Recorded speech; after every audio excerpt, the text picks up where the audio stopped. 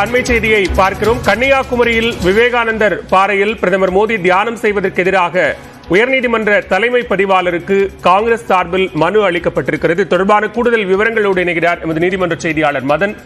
விவரங்களை பதிவு செய்யலாம். பிரதமர் நரேந்திர மோடி இன்று முதல் ஜூன் 1ஆம் தேதி வரைக்கும் கன்னியாகுமரி விவேகானந்தர் பாறையில் தியானம் இருக்க உள்ளார். இதற்கு எதிர்ப்பு தெரிவித்துதான் தற்போது காங்கிரஸ் வழக்கறிஞர் அணியை சேர்ந்த வழக்கறிஞர் சூரிய பிரகாசம் தற்போது சென்னை உயர்நீதிமன்ற தலைமை பதிவாளருக்கு ஒரு மனு அளித்துள்ளார். அதாவது மக்களவைக்கான இந்த கடைசி கட்ட தேர்தல் தற்போது நடைபெற்று வருகிறது. இந்த நிலையில் இந்த தேர்தலுக்கு வாக்கு சேகரிக்கும் உள்நோக்கத்தில் பிரதமர் நரேந்திர மோடி தன்னுடைய அதிகாரத்தை துஷ்பிரயோகம் செய்துள்ளதாகவும் அதை தடுக்க நடவடிக்கை எடுக்கும்படி தேர்தல் ஆணையத்தை உத்தரவிட வேண்டும் என்று அந்த ஒரு மனுவில் குறிப்பிட்டுள்ளார். அது மட்டுமில்லாமல் விவேகானந்தர் பாறை பகவதி அம்மன் கோயிலுக்கு செல்லும் அந்த பக்தர்களை தடுக்க கூடாது என்றும், அதே போல அங்கு உள்ள வியாபாரிகளை கடைகளை மூடும்படி வற்புறுத்த கூடாது என்றும் அவர் அந்த மனுவில் குறிப்பிட்டுள்ளார். ஏற்கனவே தொடர்பாக தான் மனு தாக்கல் செய்த போது பதிவுத்துறை அந்த மனுவை ஏற்க மறுத்துவிட்டதாகவும் தெரிவித்துள்ளார்.